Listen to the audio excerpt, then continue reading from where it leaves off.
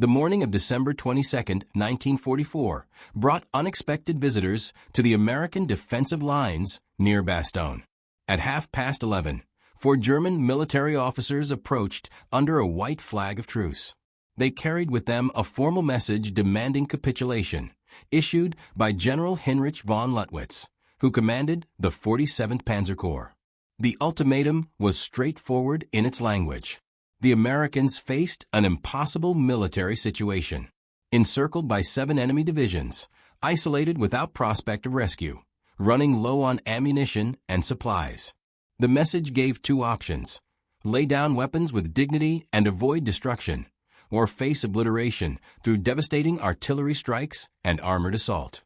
The communication reached Brigadier General Anthony Clement McAuliffe, serving as acting commander of the 101st Airborne Division. His staff had roused him from rest to deliver the German demands. Upon reading the ultimatum and reviewing it with his officers gathered around, McAuliffe uttered a single response: nuts. Those present initially believed this was merely his first reaction, an informal comment. McAuliffe corrected them immediately. This was his official answer: nuts. He instructed them to return the message to German command exactly in those terms. Harry Kennard, holding the rank of lieutenant colonel, committed the response to typewriter. Joseph Harper, a colonel, delivered it personally to the confused German delegation. When the German officers sought clarification, Harper translated plainly: it means the same as go to hell. In simpler language, it was a rejection. McAuliffe's 2-word dismissal represented something profound in the American approach to warfare, a philosophy that had crystallized over 2 decades of military thinking. It captured a fundamental truth: when encircled, most armies assume a protective posture and await deliverance. American forces, by contrast, attacked outward. This tactical divergence was deliberate, not accidental. It emerged from deliberate decisions by military commanders who examined the horrors of the First World War and determined that America would not repeat those mistakes. The transformation commenced on September 1, 1939, when German forces invaded Poland. That identical date marked another significant event. General George Catlett Marshall took his oath as Chief of Staff of the Army. President Franklin Roosevelt had selected Marshall despite 33 generals with more seniority, a selection that shocked the military hierarchy. Marshall accepted command of a force ranking 17th globally. The Army comprised 174,000 personnel scattered across 130 installations worldwide, smaller than Portugal's, Romania's, or Spain's military forces. Units operated below authorized strength. Weaponry originated from the previous conflict. Instruction focused on limited areas. The institution resembled a constabulary more than a genuine fighting force. Officers devoted themselves to administrative work rather than battlefield preparation. Enlisted personnel handled paperwork, infrastructure projects, and security assignments. Comprehensive field training exercises were virtually unknown. Integrated tactical training was essentially absent. The possibility of this small, distributed organization engaging in major warfare seemed improbable at best. Marshall, however, possessed direct exposure to contemporary combat. During the First World War, he served in France as a staff officer with the American Expeditionary Force. He orchestrated significant campaigns, including the Meuse-Argonne Offensive, which required positioning over 500,000 soldiers in what became the largest single engagement in American military history. He observed American forces suffer terrible losses in direct attacks against fortified German defenses. He witnessed capable commanders struggle because they lacked adaptability when circumstances shifted unexpectedly. He saw the outcomes of rigid hierarchical structures incapable of responding rapidly to conditions on the battlefield. Marshall possessed clear understanding that subsequent warfare would prove more complicated, more dynamic, and more lethal than the previous war. Future American forces would require different preparation. They needed military doctrine emphasizing elasticity, discretionary judgment, and forceful action rather than mechanical adherence to rigid plans rendered useless the instant fighting commenced. The groundwork for this revised approach had been established years prior at an installation in Georgia called Fort Benning. From November 1927 through June 1932, Marshall held the position of Assistant Commandant at the Infantry Training Facility at Fort Benning. Throughout these 4.5 years, he fundamentally restructured preparation for American infantry leaders. 200 officers who would eventually attain generals' rank studied at Fort Benning either as pupils or instructors during Marshall's administration. This cohort included Omar Nelson Bradley, Joseph Warren Stilwell, Matthew Bunker Ridgway, and Walter Bedell Smith. Marshall's methodology represented something revolutionary for that historical moment. He discarded the intricate formalized military problems that had characterized officer instruction and substituted them with uncomplicated, functional training focused on quick resolution when information was incomplete. He instructed instructors that officers required preparation for contemplative analysis, not for absorption of prescribed solutions. He stressed that actual combat would never provide comprehensive intelligence, never provide adequate time, never provide favorable situations. Leaders required preparation to make determinations and implement them successfully despite ambiguity. Conventional military instruction at that time demanded strict adherence to existing guidelines and awaiting communications from senior leadership. Marshall advocated the reverse approach. He sought leaders who would take charge, make determinations grounded in their comprehension of conditions, and implement action independently. Marshall taught his students that hesitation for perfect circumstances was counterproductive, since those conditions would never materialize. Acting decisively with available resources immediately proved superior to delaying for optimal conditions. Marshall's approach to tactics centered on forward movement and aggressive operations. He instructed that strong defensive operations provided the optimal defense. Whenever an enemy force attacked a position, the immediate reaction should involve striking back at that enemy. Do not pause to evaluate the complete picture. Do not pause anticipating reinforcements. Do not pause requesting authorization from superiors. Recognize where the opposition is positioned, keep them in place with firepower, and mount a strike at their location before they solidify their position.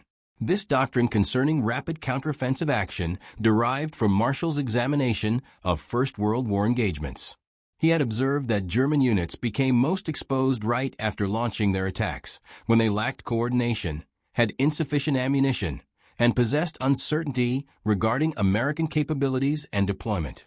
When American forces struck back instantly, they frequently reclaimed territory before German forces could establish stable positions.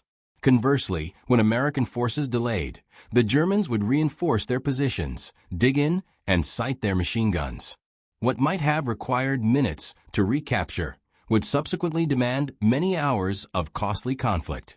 Marshall also recognized that American leadership corps in the First World War frequently encountered failure, not because they lacked bravery or tactical understanding, but because they could not make determinations quickly while under strain.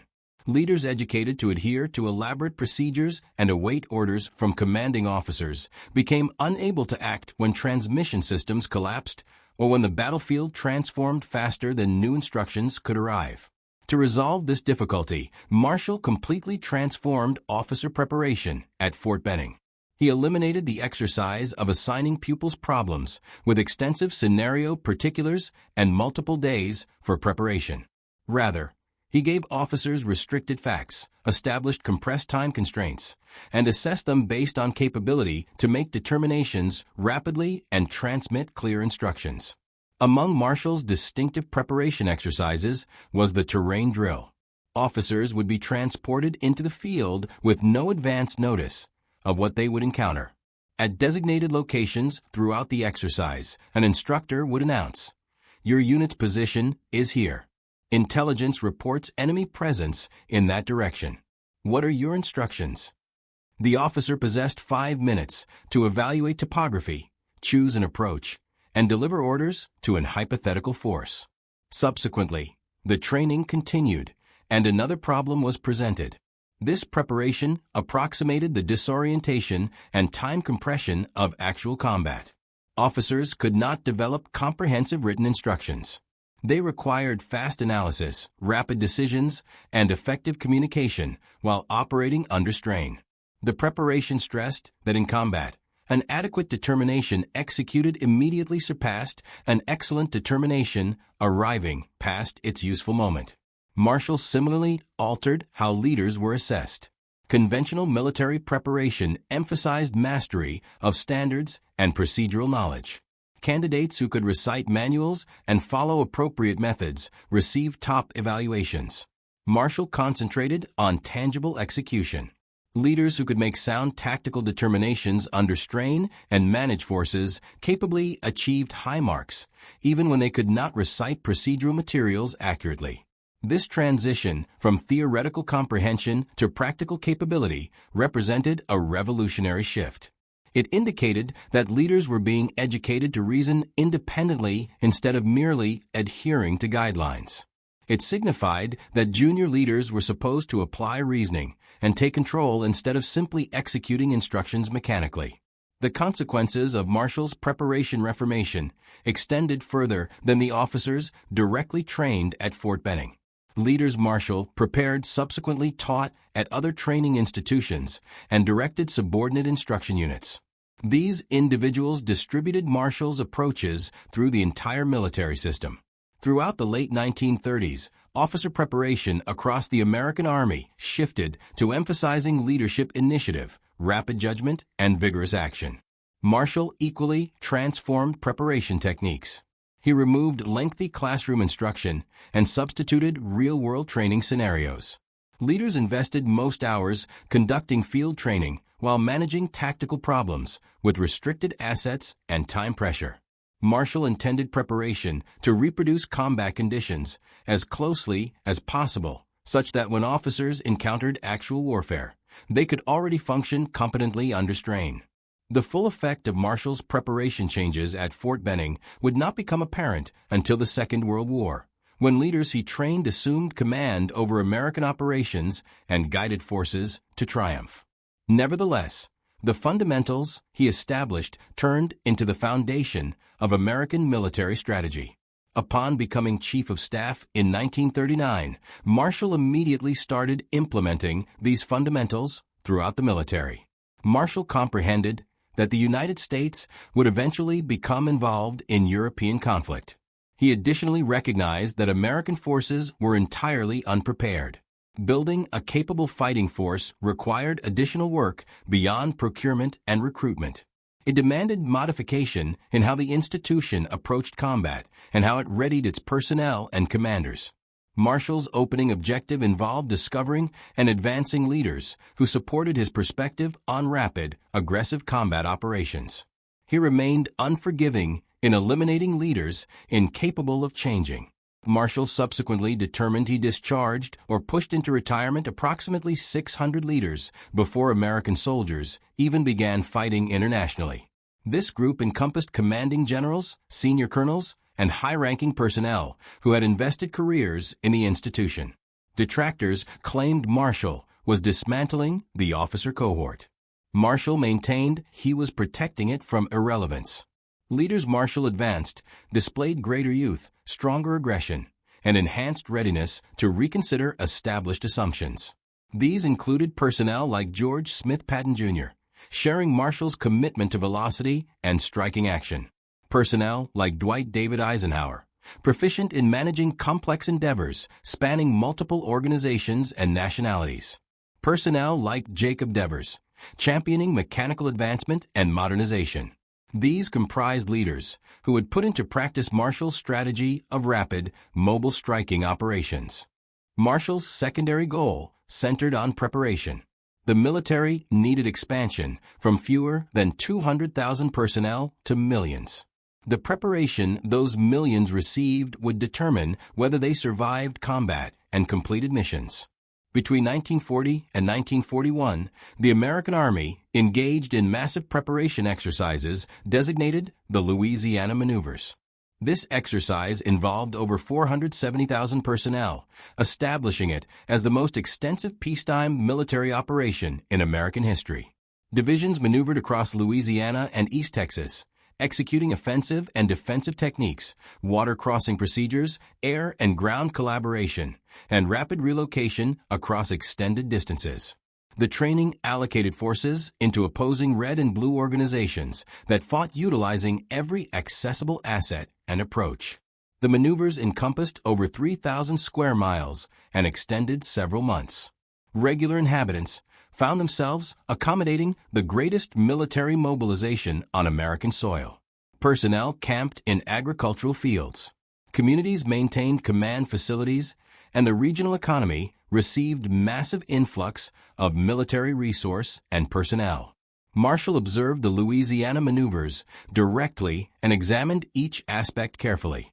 He was assessing whether his doctrinal ideas would function with large-scale forces. Could large formations move rapidly while sustaining offensive momentum?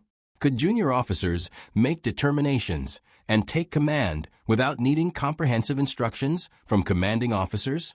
Could personnel adapt to fast-changing circumstances? The maneuvers demonstrated Marshall's ideas. Organizations that progressed aggressively and struck back instantly when attacked functioned better than organizations that delayed requesting instructions and attempted defensive techniques. Junior leaders who seized control without requesting authorization from superiors achieved superior results compared to individuals who hesitated. Smaller organizations that repositioned autonomously and assaulted opposing lateral areas disrupted larger, opposing organizations more successfully compared to frontal strikes with greater numbers. A significant illustration included a young armored officer named Dwight Eisenhower. Operating with the Third Army component throughout the maneuvers, Eisenhower illustrated how armored organizations could circumvent opposing strong areas and penetrate deep into rear sectors to disorganize command coordination. His assertive strategies disoriented the opposition and displayed the capacity for mobile armored operations. Marshall took notice of Eisenhower's performance and subsequently progressed him swiftly through positions. Another leader demonstrating exceptional performance was George Patton, commanding an armored organization. Patton challenged his formations to progress faster and farther than maneuver guidelines specified. He directed his tanks through civilian sectors, technically beyond maneuver boundaries, insisting that actual conflict would recognize no such restrictions. Referees objected regarding Patton's disregard for regulations. Marshall recognized it as proof of the precise, aggressive mentality American commanders would require. The maneuvers additionally uncovered deficiencies needing correction. American organizations experienced challenges with resource movement. Supply channels operated inefficiently, with organizations experiencing fuel shortage or ammunition deficiency, since supply handlers struggled monitoring fast-advancing formations. Radio communications among organizations operated inconsistently, with signal networks collapsing and information becoming lost or postponed. Coordination among infantry, armor, and cannon units proved weak, with supporting strikes frequently arriving delayed or hitting inaccurate positions. However, these represented challenges resolvable via enhanced preparation, superior technology, and improved systems. The core tactical strategy remained valid. Aggressive forward action functioned. Distributed leadership and control functioned. Rapid advancement and exploitation functioned. American strategy was progressing correctly. By December 1941, after the United States entered the war following the strike at Pearl Harbor, the Army had expanded to beyond 1.6 million personnel. Significantly, those personnel received preparation consistent with Marshall's strategy emphasizing aggressive striking operations. The doctrine received written form in Field Manual 100-5, Operations, distributed in 1941. The publication emphasized distinctly that striking action represented the decisive element of warfare. Defense represented a brief phase, implemented exclusively to economize soldiers in specific locations while conducting strikes elsewhere or purchasing additional moments before resuming strikes. The publication stressed that during defensive phases, organizations ought to perform vigorous counteroffensives to interrupt enemy strikes and reclaim territory. This approach fundamentally differed from Allied strategies. The British had invested 2 decades perfecting defensive techniques derived from their First World War background. British strategy emphasized developing strong protective positions with coordinated fields of protective fire. Confronted with enemy strikes, British organizations maintained location, requested cannon support, and waited for reinforcements to organize a deliberate, precisely arranged strike. This deliberate procedure consumed duration, occasionally multiple hours, sometimes complete days. British commanders believed that fast, uncoordinated strikes would generate pointless losses compared to arranged German locations. The French approach paralleled. They emphasized step protective deployment with defensive locations that would funnel attackers toward destruction zones protected by cannon and machine gun positioning. French strategy demanded systematic step-by-step operations with thorough firepower preparation preceding any strike. Rapidity held secondary importance compared to complete preparation and collaboration. The Soviets employed different methods, yet additionally emphasized accumulation and preparation. Soviet commanders demanded substantial cannon attacks preceding any striking operation, concentrated forces at vital locations, and direction from command. Soviet counterstrikes included thousands of armored vehicles and multitudes numbering in the hundreds of thousands traveling according to comprehensive planning from higher command. American strategy differed from every major force.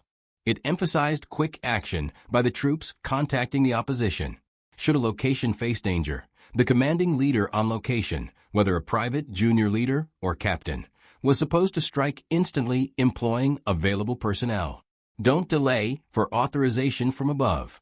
Don't delay for additional personnel. Don't delay for complete knowledge of opposition capability and placement. Attack immediately with present resources before opposition can solidify positions. This strategy required a distinctive category of fighter compared to other military forces.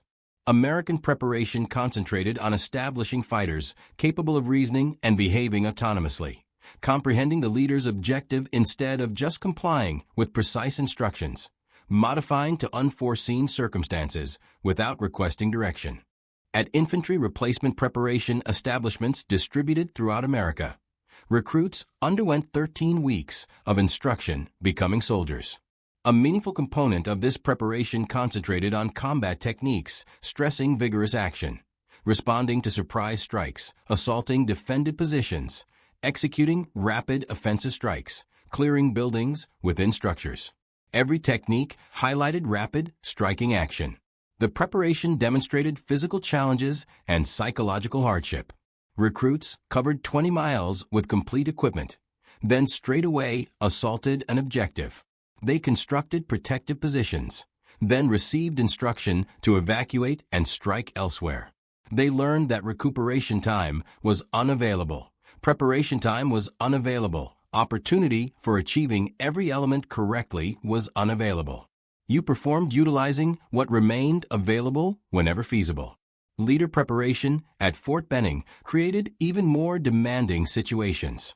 The Officer Prospect School compressed equivalent to 4 years of academic military instruction into 3 months.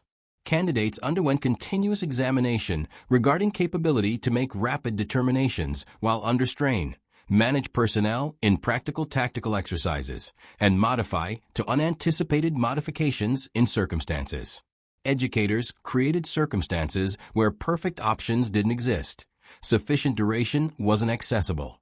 Coordination with neighboring organizations wasn't achievable. Emerging leaders formulated determinations utilizing limited facts and recognized the ramifications. The preparation intended to generate leaders who would work independently and embrace danger instead of awaiting guidance from superiors. This preparation doctrine created a specific American military personality. Junior personnel were supposed to display proactive behavior. A junior officer who recognized a striking possibility was supposed to do so independent of prior strategy, despite modified original intentions. A company leader who discovered opposition lateral access was supposed to assault instantly instead of conveying up the chain and requesting authorization. The character was reinforced through Marshall's personnel approaches. Leaders demonstrating proactive behavior and creating positive outcomes advanced quickly despite seniority. Leaders who delayed requesting authorization and prevented risk encountered removal from command. Marshall made apparent that within the American structure, vigorous action received incentive and reluctance received punishment. The opening authentic appraisal of American strategy took place in Northern Africa in February 1943. The Kasserine Pass engagement represented the opening significant battle among American and German organizations. German armor led by General Erwin Rommel assaulted American locations in Tunisia on February 14th. The strike accomplished complete tactical surprise. American organizations, largely inexperienced in combat, were distributed and repelled 50 mi. By February 20th, circumstances seemed hopeless. American forces experienced above 6,000 losses, including 3,000 captured or unaccounted for. Resource destruction was considerable. Unit integration broke down extensively. British commanding officers anticipated American withdrawal, reformation, and planning of a systematic retaliatory operation that represented the British reaction to comparable loss. Dedicate duration assessing problems. Re-establish organizations. Anticipate replacements and replenishment. Organize the following action carefully to prevent repeating problems. American forces didn't delay. 24 hours after strongest fighting, American cannon organizations that had withdrawn disorderly functioned once more, offering strikes, supporting infantry attacks. Armored organizations refueled and rearmed, prepared to engage once more. Infantry organizations that had separated reorganized and repositioned toward opposition. By February 22nd, merely 72 hours following strongest German activity, American counter-operations stopped German progression. By February 24th, American forces recaptured all territory forfeited. The Germans retreated, not achieving military objectives. British officers possessed conflicting responses. Favorable regarding American persistence and striking nature, unfavorable regarding what they considered hasty lack of organization. British strategy demanded many weeks, recovering from loss comparable to Kasserine Pass. The Americans recovered within 72 hours. General Harold Alexander, the British leader managing overall operations following Kasserine Pass, made an effort to decelerate American advances. He believed American forces ought to delay, undergo additional preparation, and execute orderly operations. American leaders advocated for rapid action. General George Patton, commanding 2nd Corps following Kasserine Pass, communicated to his personnel that the path to overcome loss involved immediate strikes. Transform opposition concentration toward what American forces would accomplish, not what opposition would accomplish to American forces. Inside a month, American forces achieved triumph at Gafsa, their opening definitive tactical achievement against German forces. The striking strategy was demonstrating results. Through June 1944, after Allied personnel arrived at Normandy, American tactical strategy had advanced via campaigns in Northern Africa, Mediterranean region, and Southern Europe. Junior officers comprehended command. Personnel comprehended instant counteraction when struck. The aggressive striking personality was deeply integrated at all organizational levels. This brings us to December 1944 and what became known as the German Ardennes Offensive. On December 16, 1944, at early dawn, German organizations executed the most significant striking operation they would mount in the western sector throughout the complete conflict. 30 organizations, 250,000 soldiers, approaching 1,000 armored vehicles and cannon vehicles. The strike accomplished complete tactical surprise, extending 85 mi across the Ardennes region of Belgium and the neighboring territory. Circumstances supported German objectives. Severe weather, sub-freezing conditions, substantial fog preventing aircraft activity. German armor advanced quickly across sparsely inhabited American locations. Certain American organizations scattered and retreated. Others were circled and eliminated. Inside 48 hours, German forces had penetrated 50 mi deep into Allied locations. Circumstances seemed disastrous. American organizations were distributed and running. German armor was traveling toward the Meuse waterway and the essential port of Antwerp. Should German forces arrive at Antwerp, they would partition the Allied armies and potentially enforce a settlement permitting Germany to maintain combat. Nevertheless, several events took place that German military command had not anticipated. Initially, minor American organizations distributed throughout the Ardennes instantly started executing localized counteroffensives. At multiple junctions and municipalities, American personnel that had been overlooked or surrounded didn't capitulate or move rearward. They struck back. These minor organization engagements purchased duration. Every moment German forces encountered delays permitted additional American formations to change location. Every counteroffensive compelled German organizations to transition from traveling groups into fighting configuration, decelerating their progress. The aggregate impact of numerous small, often unproductive strikes was disrupting German strategy and blocking them from executing the quick breakthrough their strategy demanded. Secondly, American officers instantly started organizing extensive counterstrikes without delaying for complete clarity regarding the bigger picture. Inside 24 hours following the opening German action, General Dwight Eisenhower, the top Allied military leader, was repositioning complete organizations toward the breakthrough sector, not to build defensive lines, but to retaliate. On December 19th, Eisenhower convened with his most senior officers at Verdun in France. This gathering started at 11 a.m. Individuals participating encompassed Lieutenant General Omar Bradley directing 12th Army Gathering, Lieutenant General Jacob Devers directing 6th Army Gathering, Lieutenant General George Patton directing 3rd Army, and high-level personnel. Eisenhower initiated the assembly by stating that the existing circumstances ought to be interpreted as beneficial to the Allies, instead of catastrophic. German forces had departed defensive barriers. They could currently be assaulted and eliminated in unrestricted locations. He addressed Patton with an inquiry about timing for 3rd Army counteroffensive. Patton responded he could execute an operation employing 3 organizations inside 48 hours. Quiet filled the gathering.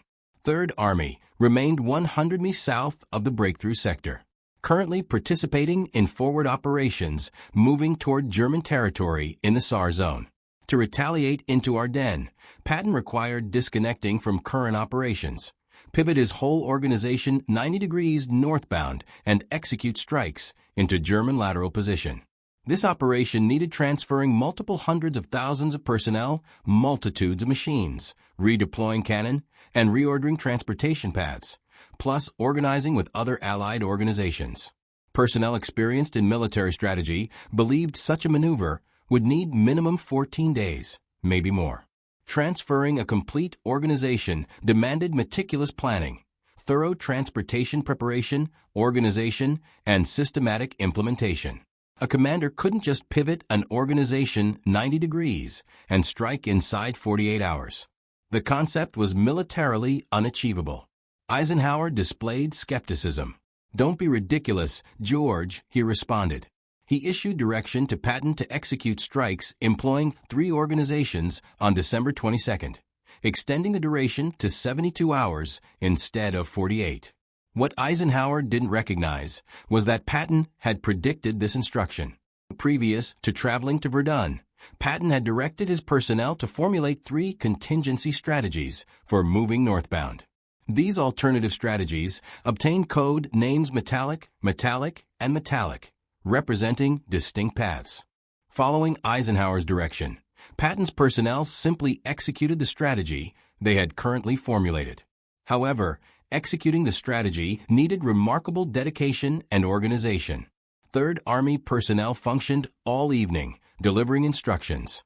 Organization leaders disconnected from existing operations and started moving northbound. Unit commanders organized their formations for transportation despite ongoing opposition interaction. Team leaders rerouted transportation convoys acting independently. Resource controllers functioned throughout the evening, creating fresh transportation routes. Cannon organizations modified locations, moved northbound, and readied for strikes supporting the counteroffensive. No one delayed for comprehensive specific instruction. They comprehended the objective. Advanced northbound. They managed specifics independently. This represented exactly what Marshall's preparation strategy was designed to produce. Junior leaders implementing complicated operations without requiring comprehensive direction from superiors. At 6:30 hours on December 22nd, 66 hours following the Verdun gathering, 3 organizations of 3rd Army executed a northbound strike at German lateral position. 4th Armored Organization spearheaded the progression, moving toward Bastogne, where American forces had been circled from December 20th. The safety of Bastogne itself demonstrated American tactical strategy being practiced. Bastogne represented a modest Belgian community governing 7 paths from various directions. Whoever governed Bastogne governed transportation throughout the area. German military required those paths regarding their strike. They required capturing Bastogne or their progression would terminate. American organization defending Bastogne included the 101st Airborne Organization, Battle Organization B of the 10th Armored Organization, plus various supporting organizations. Complete strength was roughly 15,000 personnel. They faced encirclement by 7 German organizations, summing above 45,000 fighters with powerful armor and cannon capability. The typical military response to encirclement involved creating a defensive perimeter and delaying for relief. Preserve ammunition, prevent pointless battles, retain the position till assistance arrived. American forces at Bastogne performed differently. They attacked. All through the blocking, American forces carried out persistent offensive maneuvers. Whenever German organizations tested the defensive perimeter, American organizations didn't merely repel the strike. They struck back to repel Germans further and produce losses. Whenever German cannon positions were discovered, American organizations formed strikes targeting them. Whenever German personnel attempted penetrating positions, American reconnaissance groups departed hunting them down. The striking counteroffensive technique was implemented by every soldier around the Bastogne perimeter. Whenever German forces attempted penetrating American positions, the reaction remained consistent. Rapid counteraction. On December 23rd, German infantrymen from the 26th Folk Grenadier Organization penetrated American locations near the settlement of Marville positioned on the southeastern side of the perimeter. The breach threatened partitioning American defensive arrangement and enabling German armor to access Bastogne from the eastern direction. Unit O'Hara, an organization from Battle Organization B of the 10th Armored Organization, commanded by Lieutenant Colonel James O'Hara, struck instantly. The organization included M4 Sherman armored vehicles, M5 light tanks, M18 anti-tank destroyers, mechanized infantrymen in protective transports, plus supporting specialists. They didn't pause for authorization from higher offices. They didn't pause assessing German capability. They struck right away. The counteroffensive contacted German infantrymen, attempting to solidify their penetration. American armored vehicles moved via German locations, discharging intense and automatic rounds. Mechanized infantrymen departed and eliminated buildings. Specialists devastated German defensive spots utilizing charges. The fighting was personal and vicious. American and German soldiers confronted one another inside structures at Marville, but within 120 minutes, American forces had expelled the Germans and re-established the original defensive position. Comparable operations transpired everywhere around the Bastogne perimeter. On the northern region, the 56th Jumping Infantry Organization executed evening operations targeting German positions. On the western region, the 52nd Jumping Infantry Organization targeted German cannon observation locations. On the southern region, aircraft infantrymen from the 327th Aircraft Infantry Organization surprised German transportation convoys. These represented not isolated occurrences. They displayed regular implementation of strategy. Every commanding officer from organization to squad comprehended that when German struck, the reaction was instant counteroffensive. This maintained German forces disorganized and prevented concentration of severe capability at any specific place. The protection additionally gained from cannon fire utilized forcefully. American cannon strategy emphasized combining fire rapidly and changing targets swiftly. Whenever German forces concentrated for operations, American cannon would strike them utilizing concentrated fire previous to assault. Whenever German infantrymen struck American positions, cannon would fire right in front of American positions, so closely that fragments sometimes wounded American personnel. This remained acceptable, preferable to experience some friendly losses from personal cannon compared to getting overwhelmed by German infantrymen. The 969th Organization of Cannon, a unit composed of black personnel, supplied vital fire capability all through the blocking. The organization discharged above 10,000 rounds throughout the blocking, regularly at very limited space to American positions. Cannon battery personnel formulated independent determinations regarding targets and fire without expecting authorization from above. This spreading of management permitted cannon to reply instantly to demands from infantrymen in contact. American armored vehicles additionally performed forcefully. Tank commanding officers didn't just hold defensive locations anticipating German armor to strike. They executed forceful investigations, participated in combat from extended distance, and continuously changed positions to prevent German forces from identifying American tank locations. This dynamic defensive approach proved superior compared to fixed positions would have performed, despite greater fuel usage and equipment deterioration. The forceful strategy operated since American personnel at every rank had received preparation to believe striking. A non-commissioned officer managing a cannon placement didn't just defend his placement. He recognized possibilities to strike German locations utilizing cannon fire. A sergeant commanding a little group didn't just occupy his segment of perimeter. He organized reconnaissance activities to strike German positions. A junior officer commanding a tiny unit didn't just delay awaiting instruction. He examined circumstances and implemented action grounded on comprehension of his leader's purpose. This tactical personality represented the immediate result of preparation stressing management at every rank. From basic preparation via specialist preparation via organization preparation, personnel comprehended they were supposed to operate, not merely comply with orders.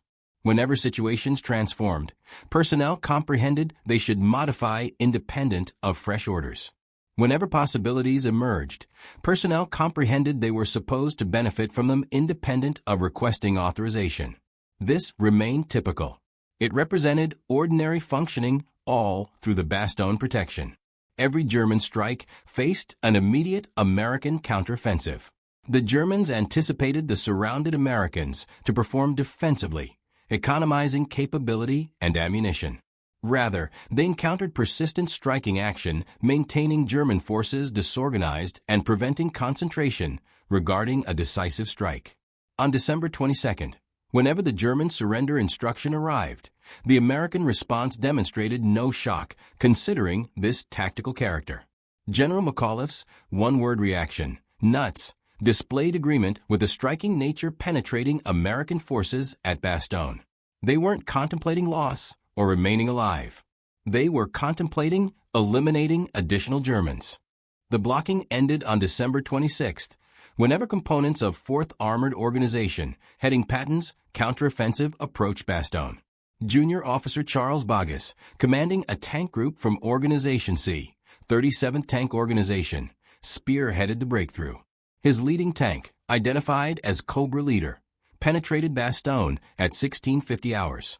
The passage was merely several hundred units extensive and encountered immediate German strikes, yet it was sufficient.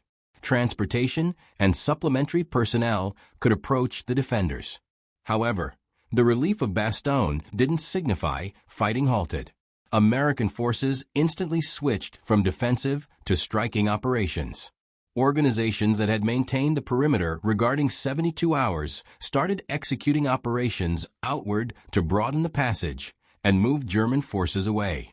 The 101st Airborne Organization, which had experienced blocking and persistent strikes, was performing striking operations by December 27. German commanders displayed amazement. How could personnel that had just weathered a terrible blocking instantly initiate strikes? In which way did they acquire supplies?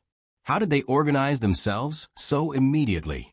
What categories of fighters didn't require recovery duration previous to continuing battle?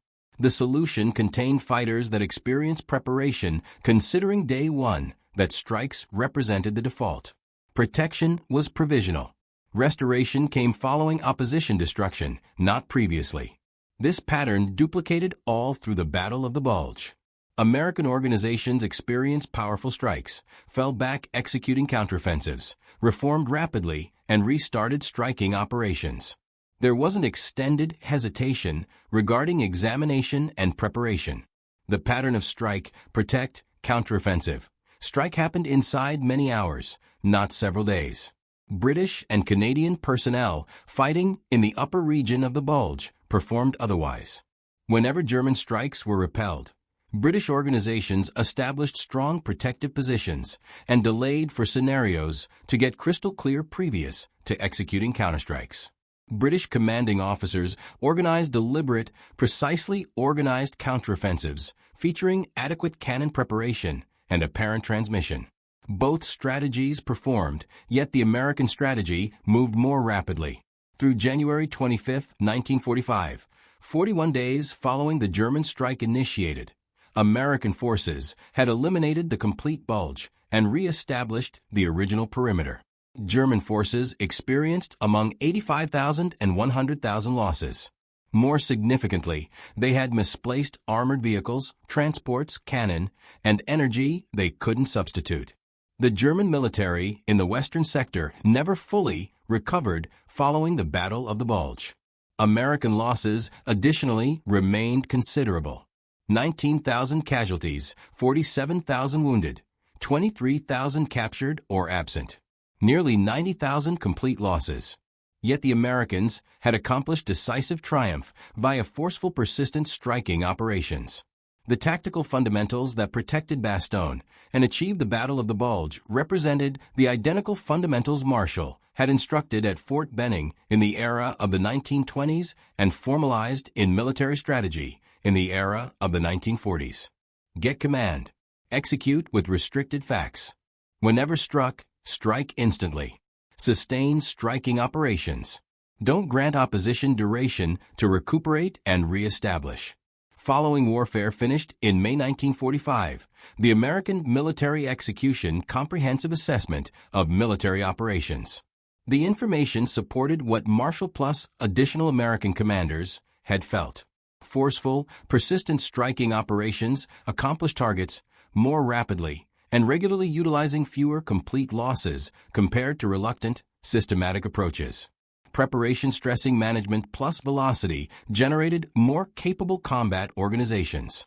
Strategy distributing determinations to the minimum feasible rank generated more versatile plus responsive formations. These educational materials became incorporated inside American military personality plus strategy through the Korean War, Vietnam conflict, Desert Storm, Iraqi operations, plus Afghanistan fights. American military strategy continued to stress striking operations plus rapid counteroffensive. Contemporary infantryman instruction publications still educate that the optimal reaction to ambush includes traveling via the ambush. Contemporary officer preparation still stresses formulating determinations, speedily utilizing restricted facts instead of awaiting perfect comprehension. The Marshall Facility positioned at Fort Benning, initiated in February 2006, educates these identical fundamentals to emerging generations of military leaders. The center curriculum emphasizes what Marshall communicated throughout the era of the 1920s.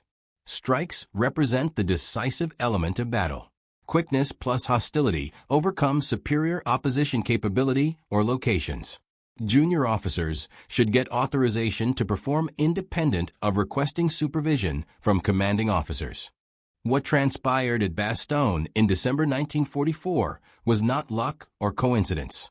It represented the immediate consequence of 20 years of strategic advancement, preparation transformation, modernization, plus personality adjustment in the American military. The fighters defending Bastogne performed the manner they experienced training to perform starting from the moment they joined the military. Whenever circled, they struck. Whenever offered capitulation, they declined. Whenever relief happened, they instantly continued striking operations. This represented not thoughtlessness or braggadocio. It was strategy regularly implemented. The variation between American plus Allied tactical approaches came down to fundamentally distinct responses to a basic question. Whenever your personnel face strikes, what do you perform?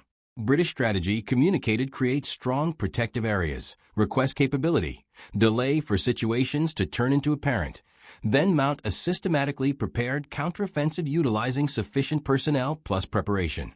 Soviet strategy communicated accumulate overpowering capability, organize with leadership, execute with substantial cannon strikes, then strike utilizing numerical benefit. American strategy communicated strike instantly employing obtainable personnel previous to opposition solidifies position. All three approaches could function in suitable situations, yet the American approach consistently demonstrated greater velocity. Plus, in liquid warfare versus a knowledgeable opposition with restricted supplies, velocity regularly demonstrated greater significance than complete arrangement. The German military comprehended this following opposing American personnel for 24 months. German commanding officers consistently expressed in analysis reviews that American personnel represented the most difficult to oppose since they never halted operations. Whenever you vanquished an American organization, they instantly struck again. Whenever you constructed protections, they struck previous to you prepared. Whenever you endeavored to recuperate plus reestablish, they persisted applying strain. The cumulative impact represented wearing down and disheartening regarding German forces that currently experienced limited supply plus operating with inadequate supplies. German personnel on the eastern frontier encountered the Soviet Red Organization, utilizing approaches of comprehensive mass. Soviet striking operations included multitudes of armored vehicles, multitudes totaling multiple hundreds of thousands, plus cannon strikes continuing multiple hours or complete 24-hour periods. German personnel on the eastern frontier comprehended approaching Soviet strikes plus could formulate protective arrangements. They couldn't prevent Soviet strikes, yet they could manipulate them plus produce significant losses. German personnel on the western sector encountered American personnel that struck persistently, erratically, plus utilizing extraordinary supply capability. Americans didn't concentrate regarding a singular enormous strike. They performed strikes everywhere, constantly utilizing combined organization compatibility that German forces couldn't parallel. German commanding officers couldn't foresee in which location the following strike would happen or in which moment it would happen. This operational technique was exclusively feasible considering three American benefits: production capability delivering considerable quantities of ammunition, transportation supply plus equipment, a substantial populace that could substitute losses, plus a preparation framework generating fighters, plus commanders executing sophisticated operations independently without precise supervision from superiors. Marshall comprehended every single element whenever he formulated American tactical strategy. He recognized that American personnel would experience supply benefits that additional military forces didn't possess. He formulated strategy to take advantage of these benefits via persistent forceful striking operations, consuming supplies, yet maintaining persisting strain regarding opposition. The strategy performed. Through May 1945, German personnel had experienced elimination in eastern plus western zones. American personnel advanced, starting Normandy toward the Rhine waterway, in under 1 year. They devastated or obtained above 4 multitude German forces. They performed this by striking persistently, striking instantly whenever struck, plus declining opposition duration to recuperate plus reestablish. General Anthony McAuliffe, commanding at Bastogne, departed the military as a senior general in 1956. He experienced questioning repeatedly concerning his recognized nuts response. He regularly responded that the response displayed normally. German military anticipated American personnel considering capitulation. American personnel considered eliminating additional Germans. The personality distinction originated from training plus strategy, emphasizing strikes independent of situations. General George Patton passed away in December 1945 from damage experienced through an automobile accident throughout Germany. His quick relief of Bastogne transformed into mythical. Repositioning a complete military 90 degrees, plus executing strikes, inside 66 hours, changed into an academic example instructed at military organizations across the globe representing tactical adaptability, plus forceful implementation. General Dwight Eisenhower functioned as military chief of personnel following Marshall, then transformed into American president. His choice to interpret the German Ardennes strike as beneficial instead of disastrous demonstrated the degree to which striking strategy had invaded American military reasoning at the greatest organizational levels. General George Marshall functioned as overseas liaison following warfare, plus constructed the Marshall Strategy regarding European reestablishment. He gained the Nobel Recognition Prize in 1953. Nevertheless, his many persistent offering was the tactical strategy he formulated at Fort Benning throughout the era of the 1920s, plus distributed throughout the American military throughout the era of the 1940s. That strategy determined the approach American personnel engaged in combat throughout the Second World War, plus persists determining American military maneuvers currently. The fundamentals remain straightforward. Get command. Sustain striking operations. Strike instantly whenever struck. Provide junior commanders permission to perform independent of requesting guidance. Embrace danger plus ambiguity as regular in warfare. Quickness plus hostility overcome superior opposition capability or protected locations. These fundamentals protected Bastogne. These fundamentals achieved the Battle of the Bulge. These fundamentals added substantially to Allied success throughout European theater. Plus, they stay at the foundation of American military strategy 75 seasons later. That expresses the approach military advancement actually happens. Not via superior equipment or comprehensive capability exclusively, though each contributes. Development happens via distinct reasoning concerning the category of battle you require, the benefits you maintain, plus the strategy that permits you to benefit from these benefits many successfully. It happens via preparation frameworks establishing that strategy at every rank starting from lowest to commanding general. Plus it happens via commanding personnel maintaining the bravery to execute fresh approaches despite opposition regarding traditional military reasoning. The significance of preparation plus doctrinal clearness cannot be overstated. Marshall comprehended that improving equipment was insufficient. Transforming exactly how personnel contemplated battle proved essential. He recognized that fresh military personnel required unique preparation compared to what conventional military instruction supplied. He noticed that officers educated through conventional techniques frequently encountered difficulties whenever circumstances transformed speedily. He created fresh preparation techniques stressing autonomous thinking, fast determinations, plus flexibility. These preparation transformations fundamentally altered the way American military personnel approach fighting. Additionally, Marshall comprehended the significance of leadership personality. He didn't simply teach doctrine. He ingrained it via personnel options, instructors who modeled the attitude, plus repercussions that compensated individuals exhibiting the characteristics he appreciated. When a commander demonstrated the capability to execute with restricted facts, plus move rapidly, this commander experienced quick advancement. When a commander demonstrated reluctance, plus desired extensive information previous to proceeding, this commander experienced criticism or removal. Marshall comprehended that individuals would ultimately mirror the attitude their commanding officers displayed. By systematically choosing plus advancing leaders demonstrating the characteristics he appreciated, Marshall constructed a military personality that permeated via the complete company. The significance of practical preparation additionally cannot be overlooked.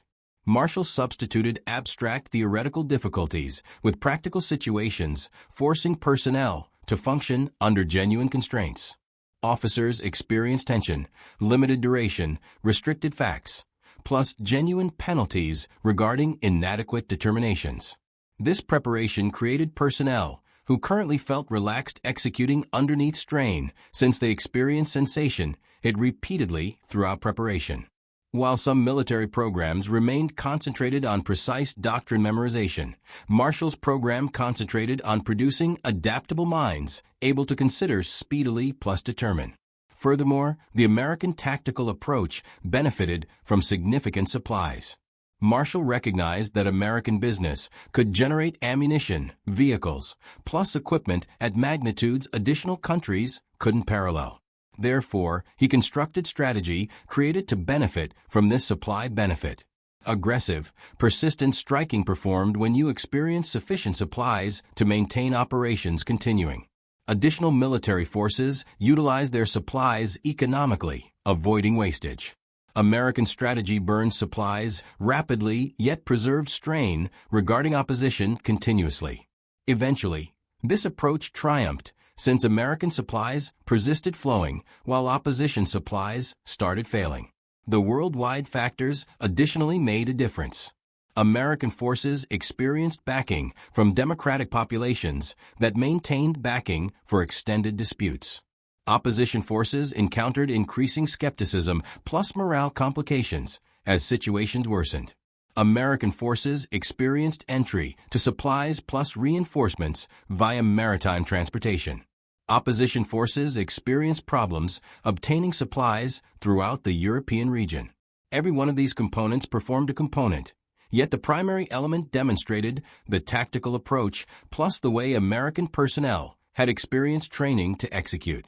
The tale regarding Bastogne plus the Battle of the Bulge demonstrated American military strategy in operation. Nevertheless, the fundamentals extended past that singular engagement. They established the foundation regarding American approaches via Korea, through Vietnam, across the Desert Storm, via Iraq, plus throughout Afghanistan. American military continues to instruct these fundamentals at all ranks. Junior personnel comprehend that they possess obligation plus permission to get command. Commanding officers anticipate subordinates to implement determinations. The society comprehends that adaptability plus velocity frequently matter more than supreme planning plus organization. These characteristics represent the heritage regarding Marshall's teachings plus the preparation framework he constructed. Currently, as military challenges transform, these fundamentals stay applicable. In circumstances regarding technological modification plus changing planetary circumstances, the capability to contemplate speedily, modify, plus execute stays essential. Marshall comprehended this truth throughout the period of the 1920s. His teachings stay applicable currently. The narrative regarding how American military strategy progressed, how it was instructed, plus how it performed throughout warfare represents a strong instance of exactly how fundamental reasoning plus long phrase dedication to modification inside organizations produces outcomes. Marshall didn't deliver the transformation instantaneously. He functioned throughout the era of the 1920s at Fort Benning, establishing the fundamentals.